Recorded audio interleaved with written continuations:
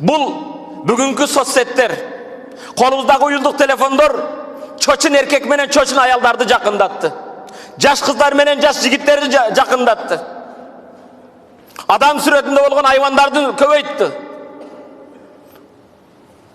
Карышкырдын терисин жамынган койлор. Урматтуу мусулман бир тууган, үйлөрдө кээде ар түрдүү шекти пайда кылды. Күйөөсү аялына ишенбей калды. Аялы күйөөсүнө ишенбей калды.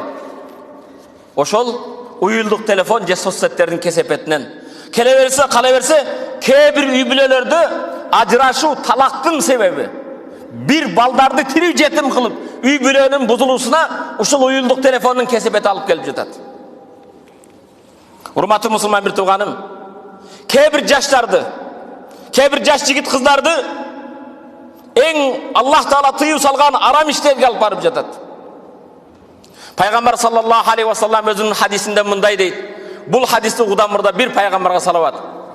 Саллаллаху алейхи ва саллям: لا يخلون رجل بامرأة إلا كان ثالثهما الشيطان. لا يخلون رجل بامرأة. Bir erkek menen bir ayal, çoçun erkek menen çoçun ayal жалгыз болушпасын.